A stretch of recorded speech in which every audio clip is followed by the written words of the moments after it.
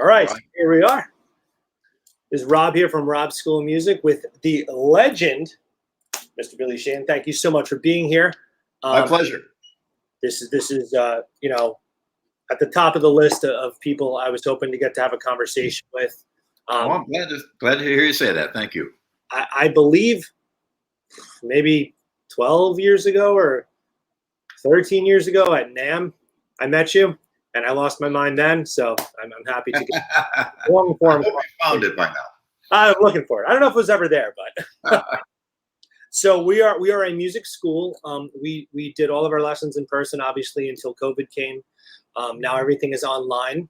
Yep. We've been doing these interviews weekly for about the past 15 weeks or so, just trying to make the world a little bit smaller for all of our students. Great. I'm glad you guys are moving forward. Thanks. Thank you. So the first question I wanted to ask you, this one is kind of what I like to start off with because I feel like it's probably the most unique in responses. A lot of our students are beginners, younger, not so much in age always, but just younger in their musical experience. Mm-hmm. And one of the cool things we do back when you could do it is we would assemble them in bands and book them shows, be it at like a street festival or a local bar or something. So they get a constant opportunity to perform. And that's great. Thank you. Stage fright, anxiety, these are things that people deal with. Do you have any tips in overcoming stage fright? Well, when I first began, it was I was kind of a little bit shy on stage. I kind of stood there and I played my thing, and until I got the kind of confidence that I knew I was playing the right thing, and I had a couple moves that I thought, that people responded to. They said, "Oh, do that again." That is a little thing. So I think your competence on how well you can play is certainly one factor, but there are many, of course. Understanding psychologically, a lot of people are, they're just scared. Speaking in front of people is listed high on the list of the things people are most frightened of. And, remember that there's, there people out there are your friends and they want to hear you play, and it's good. I mean, that's but that might not sink into your head when you get up there. Yeah, they may be my friends, but I'm so scared. It's a funny thing how your mind will kind of work against you sometimes.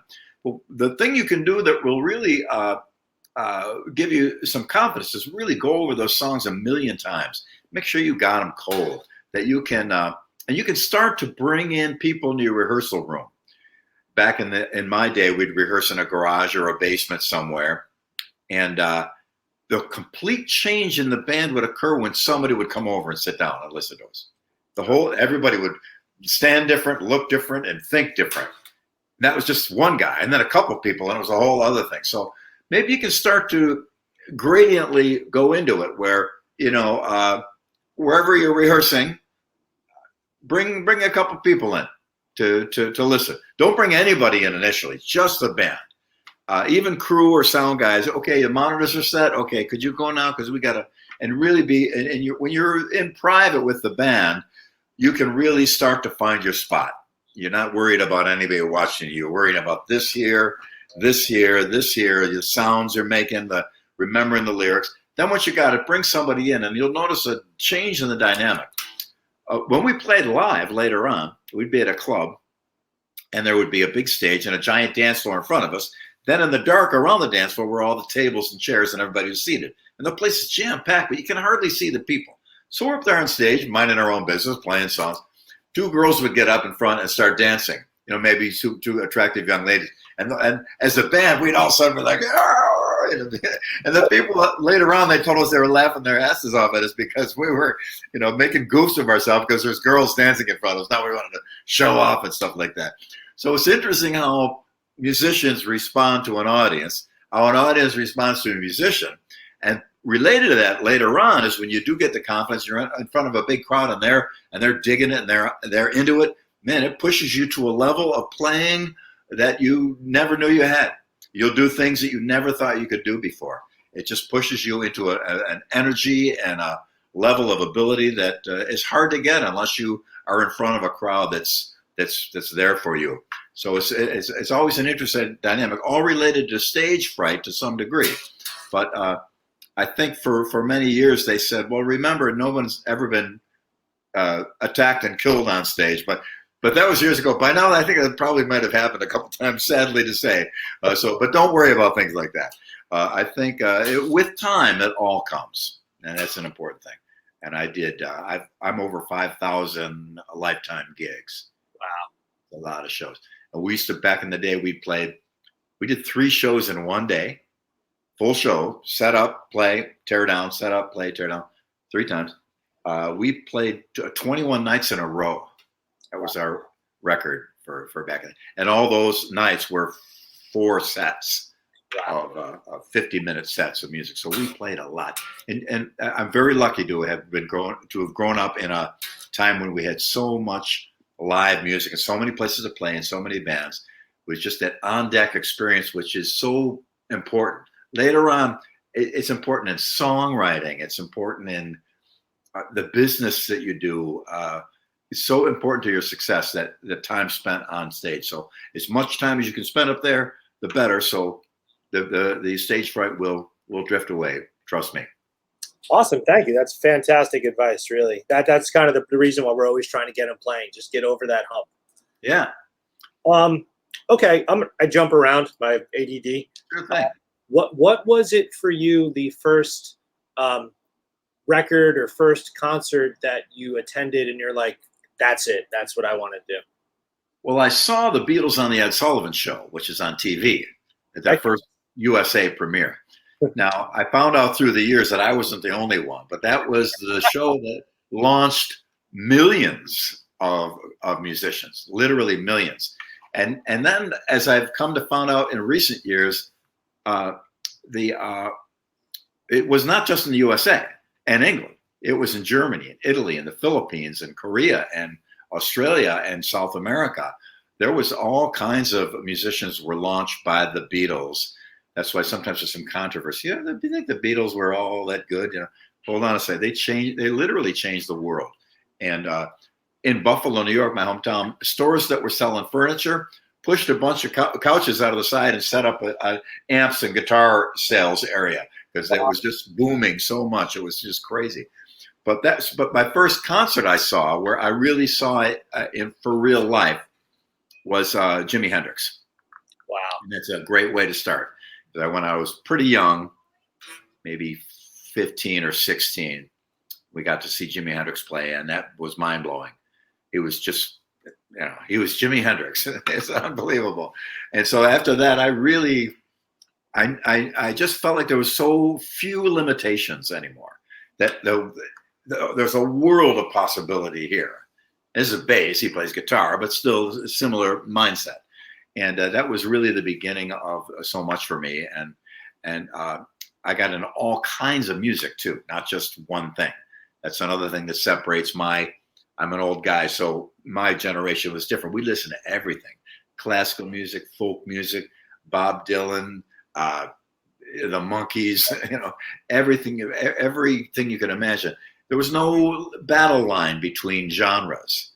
Everybody was into it. And they'd have unusual concerts where they'd have different bands playing together that now would never work. The audience would be booing one band and throwing stuff at the other. And, it wouldn't work. But they had, I saw the Aerosmith open for the Mahavishnu Orchestra, which is mind-blowing.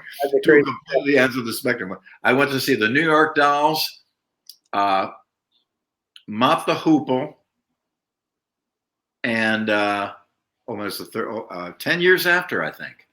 Wow. Crazy combination. But it was cool because people were into all kinds of music. So that Hendrix show was the thing that really, I knew what I wanted to do when I saw the Beatles.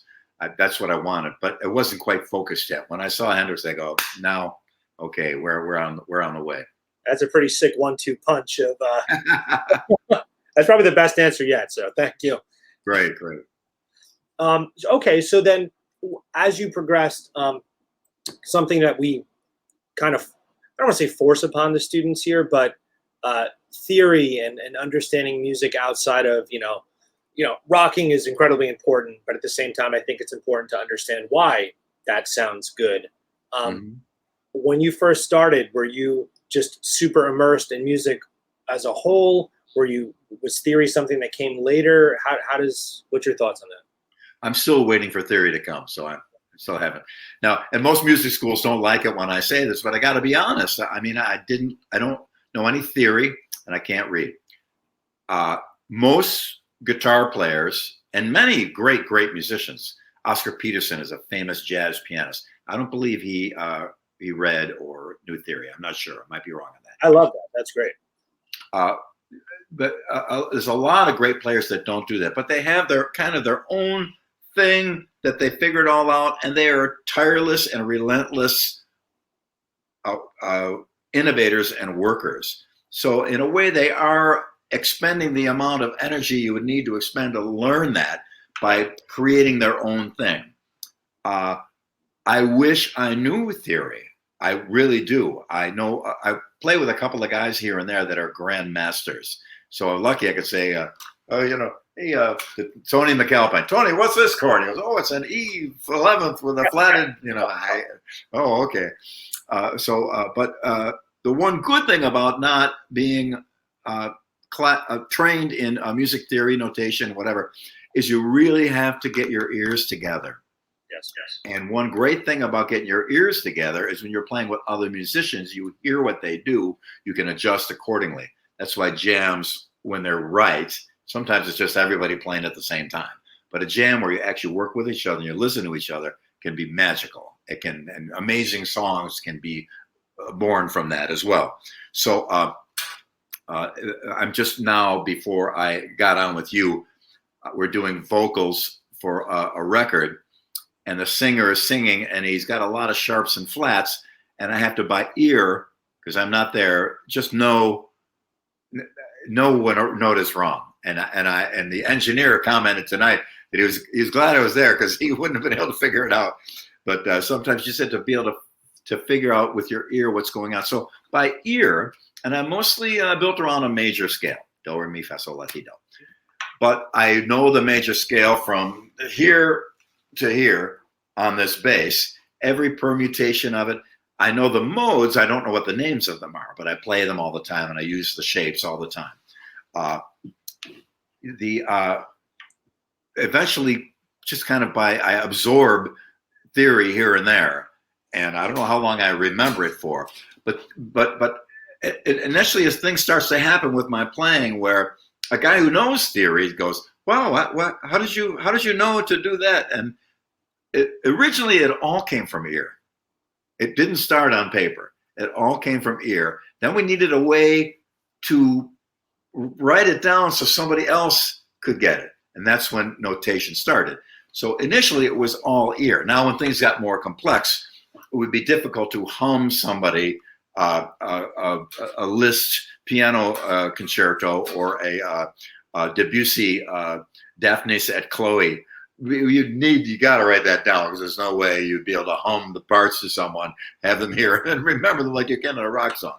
Way complex music, but the ear is sometimes neglected a little bit. So if you have a balance of both, man, and I know again other players. I mentioned Tony before, Tony McAlpine, the guitar player I play with. His ear is, I mean, you hit any like the top string is like a little. It'll go A flat, and they check it out and go, man, it's an A flat. It's unbelievable. He can sit down and do real classical piano, Chopin and all that. Then he picks up an electric guitar and say, Tony, it's like a key of C, and bang, he's got it. Because his ear and his theory are meshed together. Another bass player, Jeff Berlin, brilliant player, knows everything about theory. And also his hands and ear are just spectacular. So when you get the combination, it's great. So I would advise your students to follow what works best for you. You need a great teacher, and that's why I'm glad, Rob, you have a passion for teaching music. So they're in good hands, I trust. So I'm sure you will make sure when teaching theory gets difficult, you got to troubleshoot it. Just like if you got to play this one thing and you can't do it, there's a way to troubleshoot it so you can play it. similar with learning anything. Troubleshoot. What is it you're not getting? What is not making sense to you? Dig in there, find it, fix that, and move on. And combining that with your theory, you can really be unstoppable. And people who really know both, it's great. But most rock guitar players and most bands, I don't think I've ever seen sheet music in any record I've done. One time I did a record with a great jazz pianist, Chick Corea, wrote a song for a band I play in called Niacin. And I learned it all. They sent me the music, and I learned it all by ear. I had it down. Then they decided to change a part. I thought, oh. And so they're writing it down on notation, and they put a music stand up to me and put it on there. And there's an old joke. How do you get a rock musician to turn down, put sheet music in front of them? Because you don't know. But fortunately, I heard them practicing it. And while they were practicing it, like I said before about listening to other players, I knew where they were going with it. And then one guy said, I didn't think you read music. And I go, I don't. I faked you guys out completely. we managed to record it, no problem. But yeah, a good balance between the two, I always recommend. But ears are sometimes the readers and the music theorists get a little snooty about it because they know all this academic stuff and all about the theory of it and the guy's name who did that. But it comes down to you, the audience, and what you have between you. However you get that, 100%. in whatever manner, is good.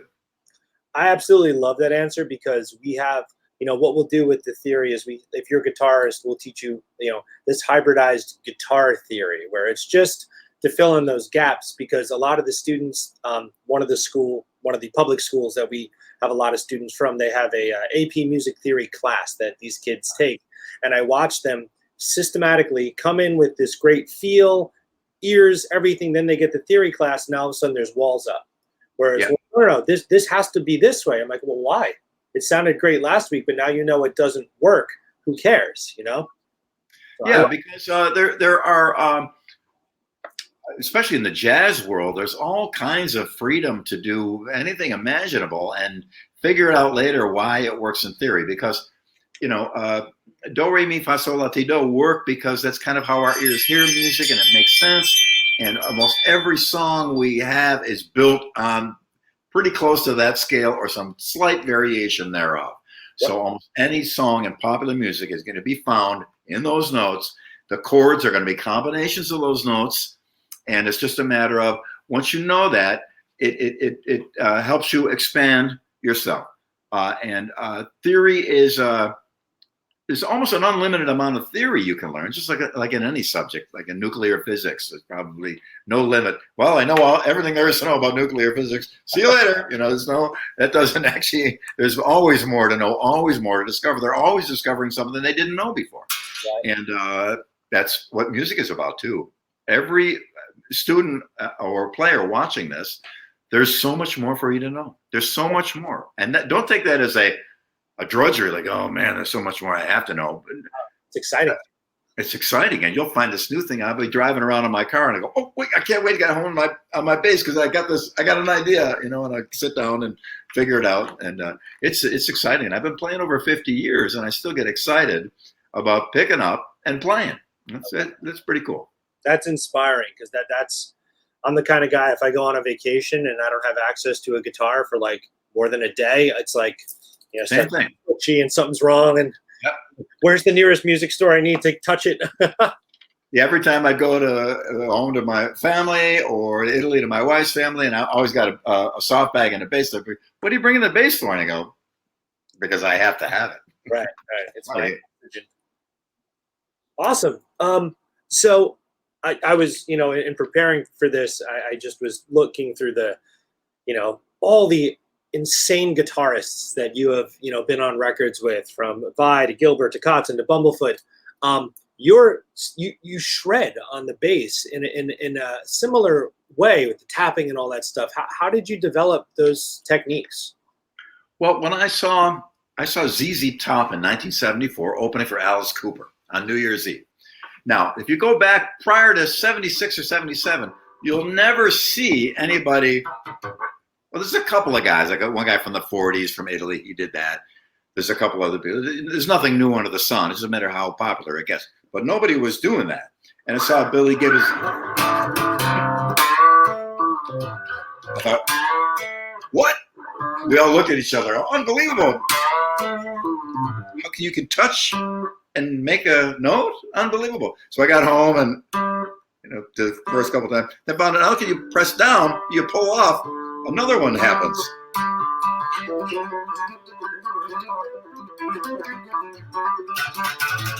And then it goes crazy. So I started doing that in clubs and certain songs. We played in a 3-piece band, and back in the day. So there's no keyboard and no rhythm guitar player. So there's a lot of stuff that needs to be played, but there's only a bass guitar and drum. So we play as a famous song by Kansas, "Carry On Wayward Son," and a do do do da, and there'd be a keyboard do do da do do do da do do do. So I would go.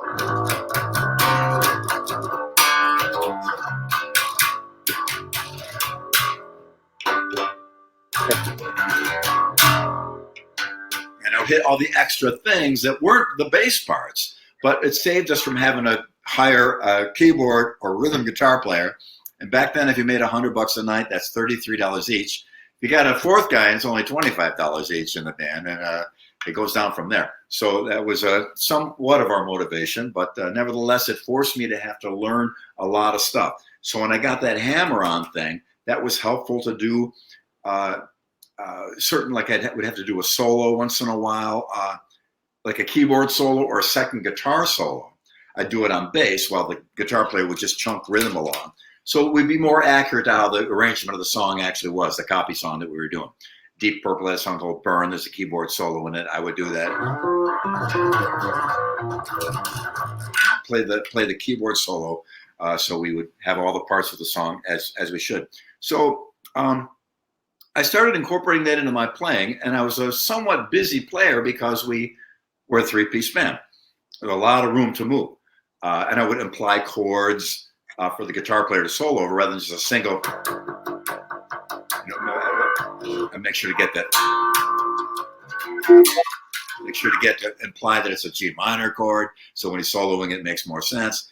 Things like that. And then I just went on from there. When I started to work with guitar players in LA, we started doing things together.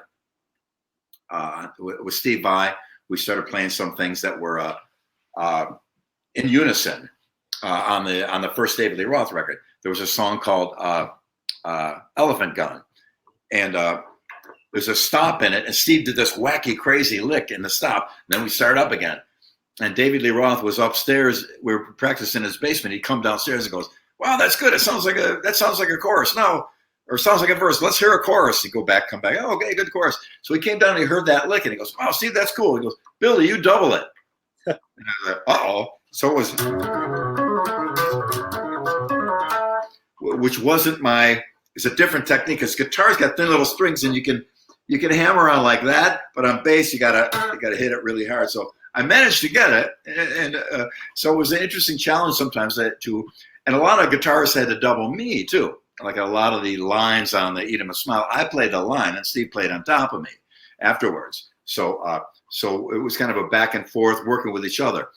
I'm mostly about drummers. Most bass players should be, but I've also been very honored and thankful to play with great guitar players. And each one is different. Each one has their strengths and their features and their interesting aspects.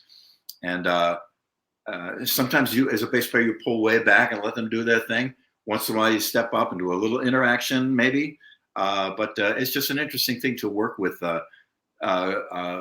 guys of that caliber and not back off. Because I'm a bass player, I guess I couldn't play that fast, right? I go, well, why not? And then sure enough, you'd be able to play some hyper speed fast, like some sweep pick into that harmonics. All that stuff, some crazy stuff.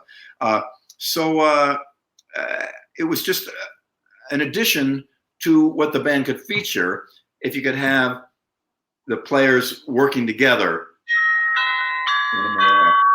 That's here. So ignore that. Okay. Yeah. I never heard that door. It must be somebody at my back door. Yeah, there's a delivery here of some kind, but he'll just bring it next door. It's okay. Oh, that's cool. That's cool. So anyway, it's been great to play with some amazing guitar players and amazing drummers too. I play with some of the greatest, and I'm all about the drums as a bass player. Now, any bass players here watching, and your students or anyone watching in, bass and drums, that got to lock together. I'm in my home studio now. I'm doing a lot of tracks for people around the world.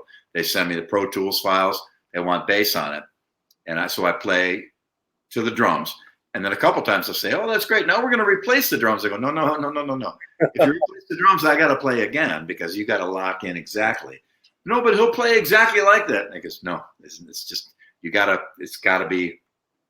When they do a sound check, what do they check first? The drums. You're doing a recording in the studio. What do you set up first? The drums. It's all built on the drums. So bass is the next instrument up. Now we're the layer of sound above the drums that connects. Bass connects time and pitch. Right. We know what the beat is. What key are we in? We're in A minor. Now we know, and then the guitars, chords, vocals is built on that sonically, not necessarily that's how it works at writing. So, oh my God, this guy.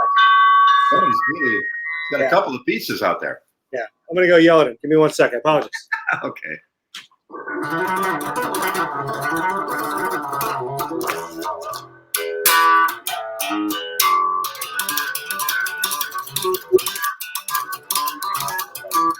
There's a sign on the door that says "Bring it next door" if the door is locked, and this guy just the words.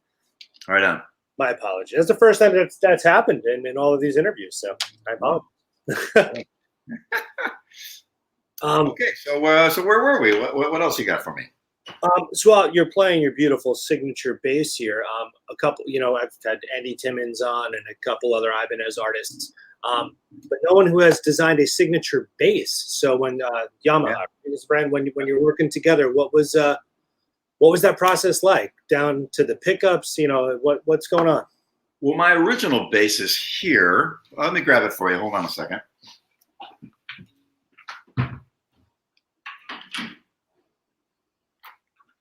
This is a famous bass. It's been on the cover of Vintage Guitar Magazine, been on the fold-out of Guitar World. This is my original, we refer to it as the wife, my original P bass that I started with. It's the only thing original is the body, most of the pickguard, and the ground wire, which is a little wire that goes to prevent it from buzzing. It's got a different neck, a Telecaster neck. Cool. Which are big and fat. The hip shot D tuner, drop the low E down to a D.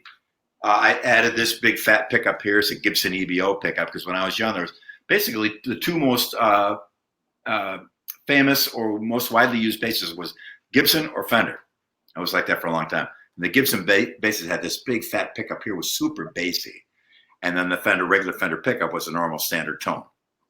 So this bass was most of my career up until about 1990 or 91. Then it pretty much got retired, but it's still here. All the wear is 100% natural. You see them now, they sell instruments that are already beat up. You pay more for a beat up instrument now. Right, it's cheating. Yeah, but it's all original. It's been sweated on so much that I'm sorry to gross everybody out, but it's actually salty. And the salt was from yours truly.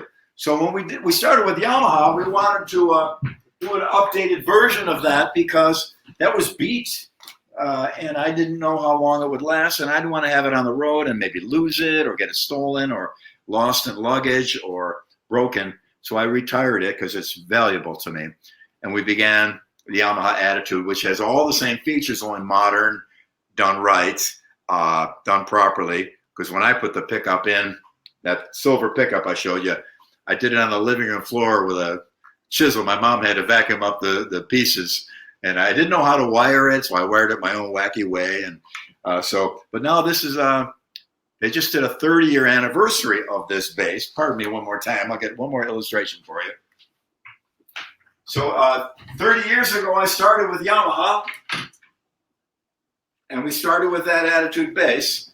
And now, so they made a 30-year anniversary version, which is just like my P bass was. Same color, same pickguard. A chrome pickup here, not the same exactly, but it represents it. The neck is roasted or baked, they say, kind of artificially aged, and it's a gorgeous dream of an instrument. So this is now from 30 years at Yamaha. This is the 30th anniversary. This is a prototype for it. It'll be out possibly in October, but I'm not sure because the whole virus thing's got everything slowed down. But so that was that's full circle now. Now the Attitude bass is paying a little tribute to its great grandmother, my old P bass there. That's incredible. So 30 years for model. Congrats. I've been with Yamaha since I think for even longer than that. I started with them in '84, so it's been a long, long time. And the Attitude basses started, I think, in '89 or '90. So we've been around quite a long time together, and it's great quality. But it's not cheap though. But it is a bass of a lifetime. Just like that P bass is still with me today, and I could still use it. This thing one could use for decades.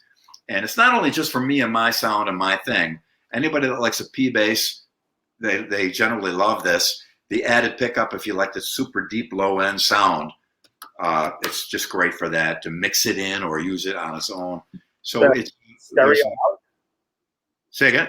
Well, kind of dual out. See, when I did the original P bass, I didn't know how to wire two pickups together for a switch. So I decided to just put two chords in. Wow. And people said, why did you put a stereo chord in? How stupid. Because if you're in some little town in upstate New York and it's 12 midnight and your chord breaks, the likelihood of finding a stereo chord is very small. So another mono chord would be easy to find. Plus, there was a psychological benefit that I didn't realize at the time until years later, that people see the two chords coming out of the bass. Just people that don't know about music or instruments, they think, wow, that must be twice as powerful. It's got two chords coming out. So in a way, there's kind of a psychological advantage to that too. But because sometimes you hear with your eyes in the audience sometimes. So, but yeah, this is the Yamaha Attitude bass. There's a Facebook page, one quite big one, and there's a couple others that just have Attitude owners and users. They change parts. They talk about modifications and stuff. It's quite a little community we have. It'll be topped off by the 30-year anniversary version.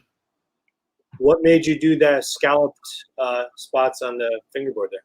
Yeah, scalloping is where, if you can get this close, you see the wood is shaved away on these. Now, when you're bending a string, your fingers can touch the wood.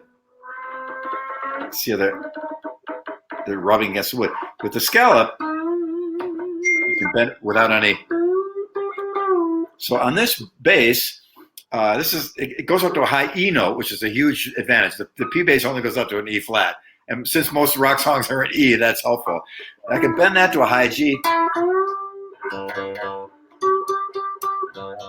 And I can drop the low E down to a D. And then bend the low B down to low D down to a B. So I can get the same as a 6-string bass. So if I bend it, I can get, here's a B note. I bend it.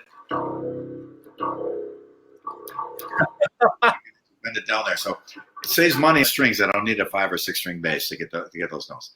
But yeah, this has been a wonderful companion of mine. I've got a bunch of them here, different kinds through the years. We made a plexiglass red one, the color of wine, for a Winery Dogs Attitude bass. My band, the Winery Dog, and I got a couple double necks I used with Sons of Apollo, and so it was a great relationship with Yamaha, and their quality is second to none.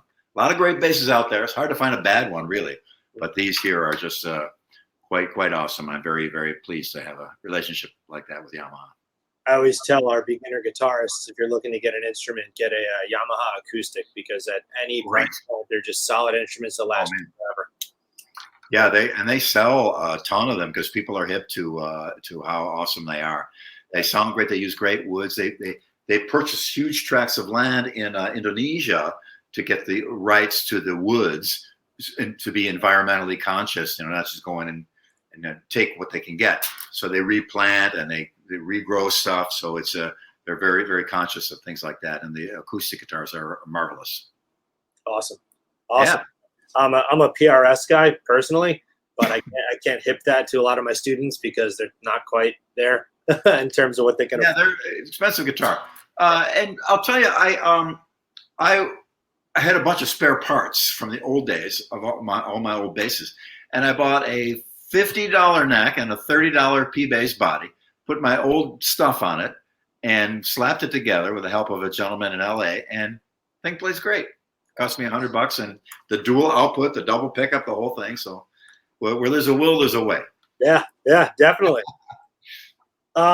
So back to the various bands you played with over the years. What was sort of like okay, so like the David Lee Roth project? Like, how did that come together? That how'd you get that gig, and then how did the next gig turn to the next gig, and Mr. Big, and Well, it's an interesting thing that happens to a lot of musicians. Of course, not only myself, but one of the key elements of getting on that pathway was we were a local band in Buffalo, and we got better and better and better and drew more and more and more people. So we were like the biggest band in town.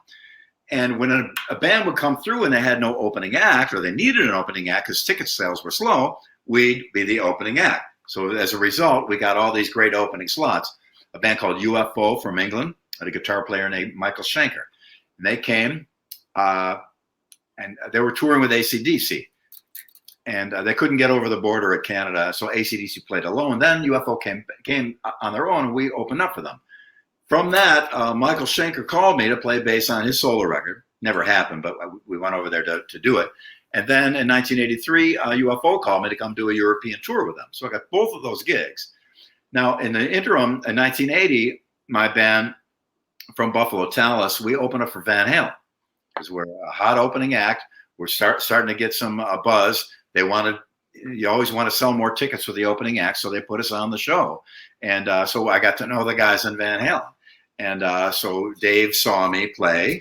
And I went, every next tour would come through, I'd go out and the crew guys would remember me. So I'd always get backstage and say hello. So I wasn't like their best buddy by any means, but they knew me and it was a nice relationship. And so when Dave decided to leave Van Halen in 1985, I was the first guy he called. So he flew me out to LA, and we needed a guitar player. So I recommended Steve Vai with a perfect choice. And he came in, and then Steve and I went out and found Greg Bissonette, put the band together, and we started going. Now, we had a great advantage because our singer was David Lee Roth. So already we had a great advantage. People would probably come just to see what it was all about, so we're going to draw people. But Dave was amazing, incredible, a very musical guy. We had a riot on that tour, and it was the beginning of a great career for all of us. Steve Vai went on solo, went out to Whitesnake for a while, and then went on solo. He's was just incredibly successful. Greg Bissonette plays with Ringo now. He called me the other day. He's got to do a fill-in gig. He's got to do just one show with this band because their regular drummer had to go to his daughter's wedding. What band was it? It was the Eagles. Yeah, that's right. So we went to the Eagles called him to do a show. That's how great Greg is. And everybody associated it. We did good. Now, when I left David Lee Roth, I had some momentum. So I put my own band together, Mr. Big. I handpicked the guys. They were guys that I felt would be really make a great band together. We had a bluesy, soulful singer, Eric Martin, but we had a solid rock band with a great guitar player, Paul. Me and the drummer got along great. Pat Torpy, rest his soul, great, great, great drummer. We all sang. We all wanted to sing. It's another thing I got to tell all students: you got to sing. Even get up to that mic and croak out the background vocals the best you can, because if you sing, the door opens much wider for you.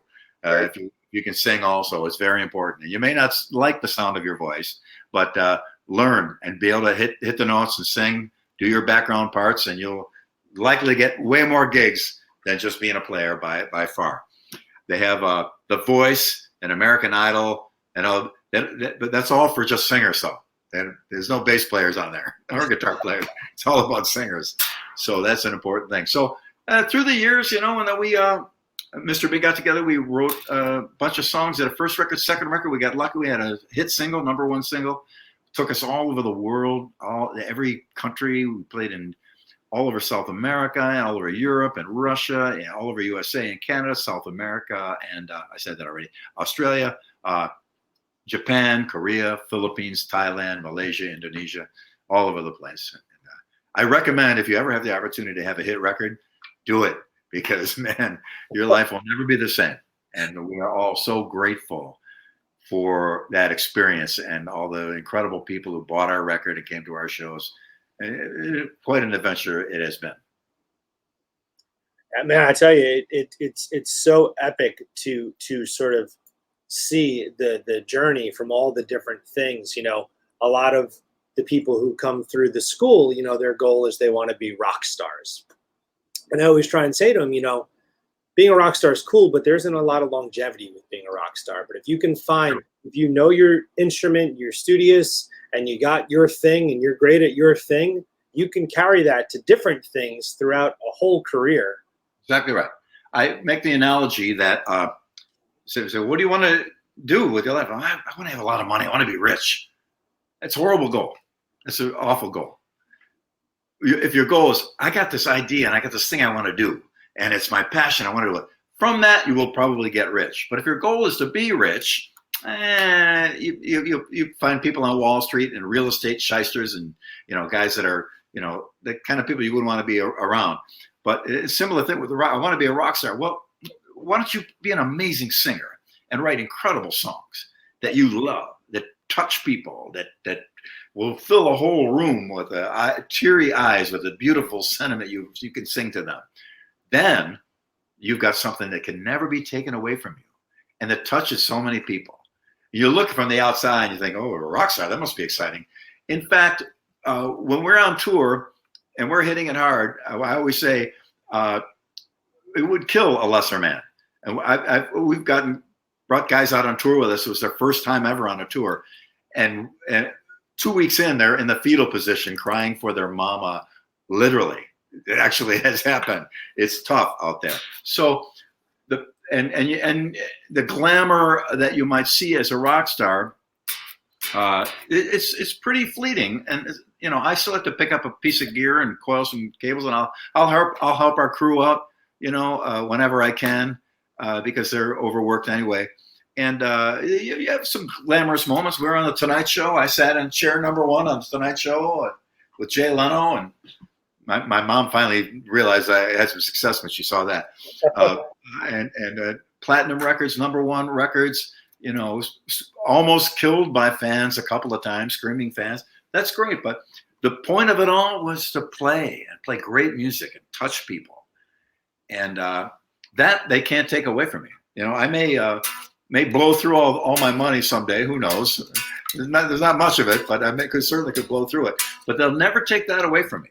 They never take that, a little handwritten letter from a Japanese fan who had her English dictionary while she was writing it to explain how, she was suicidal and upset, and she came to see our band, and she has a new, unbelievable. And this has happened dozens, if not hundreds of times from people. That's the goal. You can change the world. The Beatles changed the world, and a lot of, the art changes the world. That's the point of the sword. This is your art. You got no limitations. Looking at the idea of being a rock star in comparison to that is kind of pales in my book. Yeah. Gosh, that is just fantastic, amazing advice there. Good deal. Yeah, man. Thank you. All right. Random question time. You're on a desert island. You probably kind of casually answered one part of it, but you can have one bass and one amp. And I always say a pedal, but I don't know if that's as applicable to a bass player. But well, we started, even guitar players, it's pretty rare to have a pedal. Right. In the early days, you plugged right in and that was it. Yeah. And now there's an acre of real estate to the pedal board. It's quite amazing.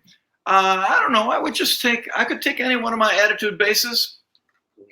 There's a controversy that really isn't a controversy about 5 and 6 string basses.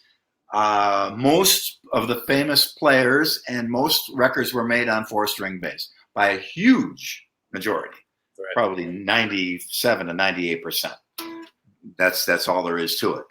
If you want a 6 or a 5-string, that's cool. But I started out on this, and that's kind of what I'm into. And I have a 6 that I have played on a couple things and needed for certain songs or whatever. But it would probably be just one of these basses. And as far as an amp, I practice a lot with no amp, so I can really hear what's going on. And it's kind of an interesting thing to do. I recommend it to some players because everything changes when you plug an electric instrument in. When I'm sitting here with the volume knobs down, you can hear it a little bit.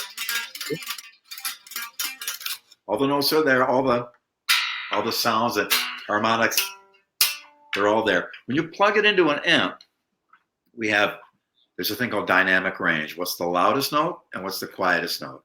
And when you're sitting with the bass in your lap, your dynamic range is this much. When you plug it in, it becomes that much. So the loudest notes are way too loud and the quietest notes are inaudible. So it becomes, to some people, that's how they want it. They want it through an amp, and that's cool. But I got so used to playing it without an amp that I now adjust my amp to make it sound like there's no amp in a lot of ways, with a little compression and doing a couple other moves. Nothing really complicated. Anybody could do it.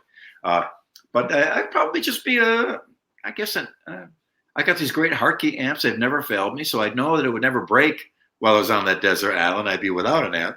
So they're very reliable. I played an SVT for years, Ampeg.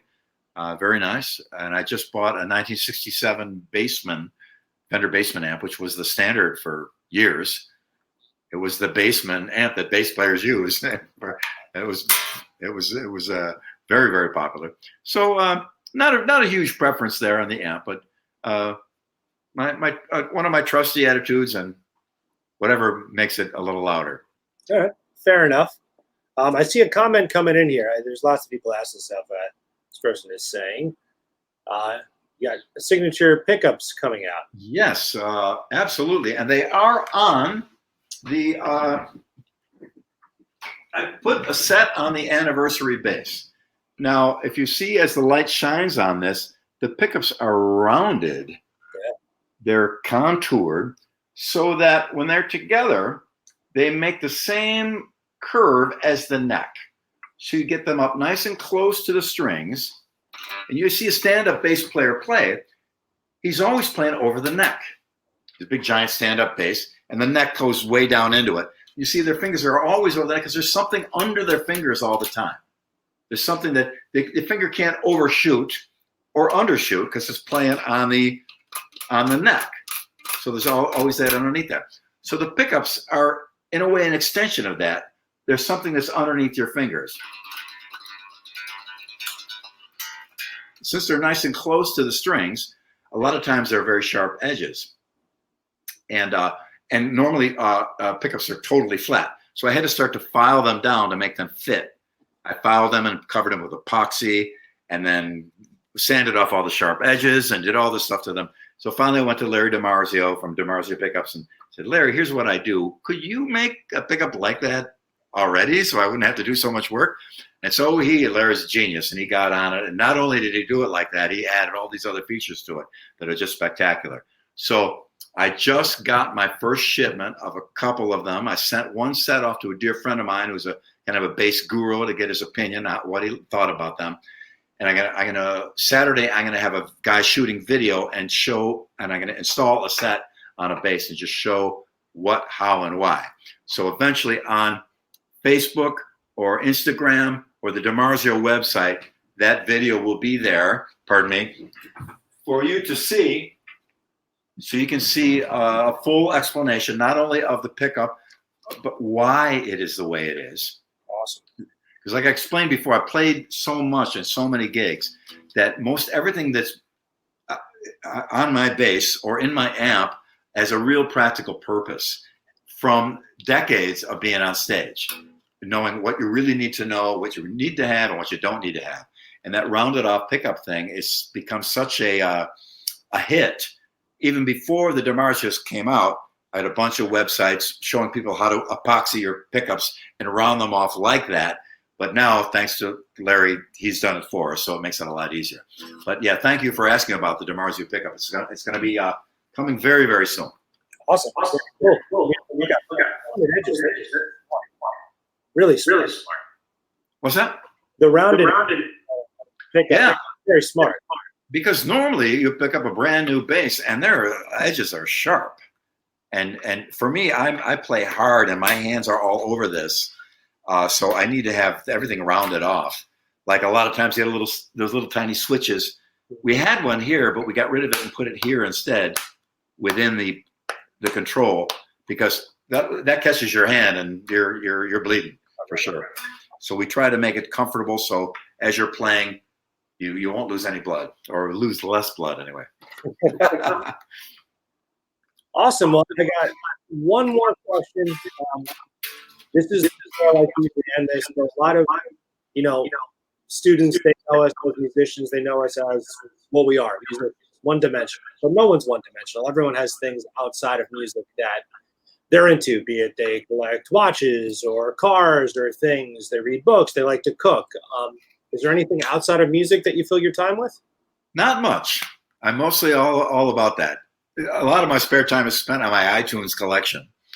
But I collect music from all over the world, every bootleg, every studio outtake of the Beatles and the Stones and David Bowie. And I got over 2 terabytes of iTunes music, very specialized. I specialize in 2 things.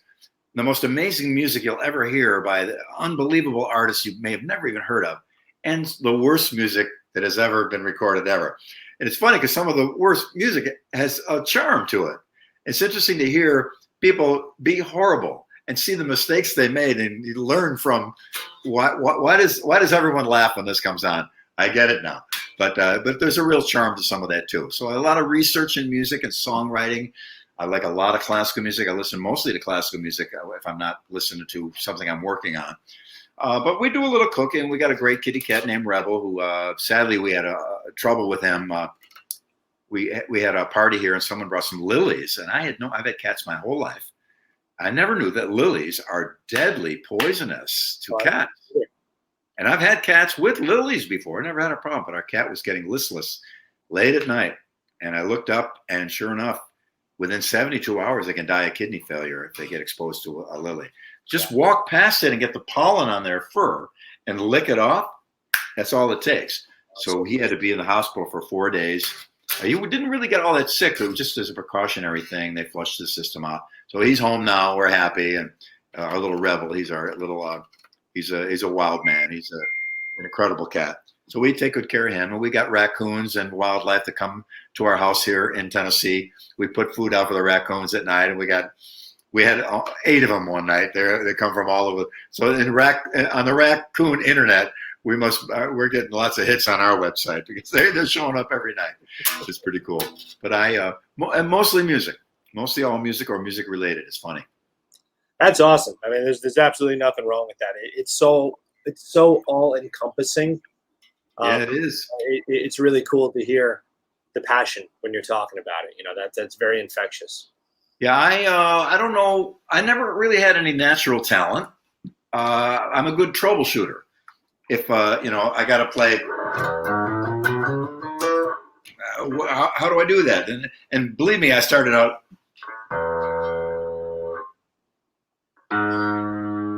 I started like every student. You see, beginner students look at both hands to make sure. And I started out like that, and like everybody else. And I just applied myself, got relentless, and I loved it, and I figured it out. Figured out right-hand technique because there was really no one to teach right-hand technique on electric bass. It's a whole new subject, really, and different ways of doing things. And that passion I have for that is I consider my greatest gift. That unrelenting desire to improve and to explore and extend this adventure as far as I can, which is to infinity. Ultimately, so there's no stop. So that's the thing I'm most thankful for, that I have that inside me. And if you have that inside you for music, you're going to have a wonderful life. You may not be rich, but you will be rich in so many other ways. And I sit around, grab a guitar, a couple people, and just start singing and playing and harmonizing. And we always end up having a riot, and it's the greatest time. And there's, I've been very lucky to have some success in the music business, and I was well paid for that. Thank you all very much. But the real pay was when you're hanging and playing, and the satisfaction you get that you can do what you set out to do and play what you play. Sometimes guys email me, I'm in my 60s now. I don't want to, I said, well, you can play. Why not get the guitar? Call your buddies over. And sure enough, I got an email 4 months later. Yeah, we got together, got a keg of beer, and I got the drummer, and we know 40 songs now. We have a ride every Sunday. The neighbors come around. It's a blast. It's a ride. It's so much fun. And it's good for your mind, too. There's a great book called This Is Your Brain on Music. Brilliant book that explains what music does to the way you think and how you remember and recall things and how you problem solve. There's so many benefits to it. So I'm forever grateful that I have that burning desire to go. And I'll come down here. The cat will wake me up at 3:00 in the morning, and I'll say, I'll come down to my little studio here, and I'll go till 6 in the morning, just practicing. I get my iPhone, put it on selfie video, and videotape my new ideas and my new licks. And I had hundreds and hundreds and hundreds of them. And then by the time it's time for breakfast, I'm ready to start playing and writing now. I've just spent enough time adventuring around. So there's no limit to it. And I'm so glad, Rob, that you have a school like this, and that you have students that you're, being their caretaker in their exposure to music, because you have a lot of passion for this. I do. We try to give that to other people. And when that little fire catches, you get a little spark in us, but to get it close to that gasoline-soaked mind of a young person, man, there's nothing you can't do. There's nothing out of your range. Nothing is impossible. And, Steve Vai told me a great thing that Frank Zappa said to him is there's 2 rules. Rule 1, don't stop. Rule 2, keep going. I love that. I can't turn the camera, but literally sitting in front of me on a dry erase board, it literally says keep going. Beautiful. I swear to you, because that's our whole, thank you so much for the kind words. That's our mission statement here. It's never too late. If you want it, we'll take you as far as you want to go. If there's a will, there's a way. And I'm more than happy to come back at any other time in the future, because when you get a new wave of students or some of the old ones want to continue on, and I'm easily accessible. If somebody has a question to me, you can find me on my Facebook page, on Instagram. I read and return all my mail. It's a gigantic task. It's a time vampire. And also through my website, you can click email me, and it comes right to me, and I read it. I'll read everything. I answer almost everything. The only restriction is time. So if I can be of any help to my fellow musicians, because we're all artists, and we're all here, and we all have the potential to change everything in the world. No matter what you don't like about the world, something can be done about it, and it can be done with art. No matter what side, where you're at politically, the Vietnam War in the 60s was an unpopular war, and musicians started to write about it. And guess what? The war stopped. In the Soviet Union under communism, it was illegal to listen to the Beatles, but kids got together in basements with illegal records. They listened to them. It was fascinating. Those kids grew up to be the generation that eventually was the end of communism in the Soviet Union. So cool. Pretty amazing. It really, really is. Music is magic. I believe it 100%. Right on. Thank you so much. Thank you for the accessibility. My pleasure. My pleasure. An absolute dream come true. Great. This will exist on the Rob School of Music YouTube channel, and then I'll send you the info to it. But thank you so much for all of this. My pleasure, Rob. And thank you for doing what you do, man. I'm glad you're out there inspiring future legends, because you might have 2 or 3 amongst you right now you don't even know about. And Right. 20 years from now, the whole world could be talking about them. Yes, it can. It can happen. They're all my kids, even ones that are old enough to be my parents. I say, I look at it. But thank you, Billy, so much. Stay safe. And hopefully we'll do another one of these sometime soon. You got it, bro. Thank you. Thank you.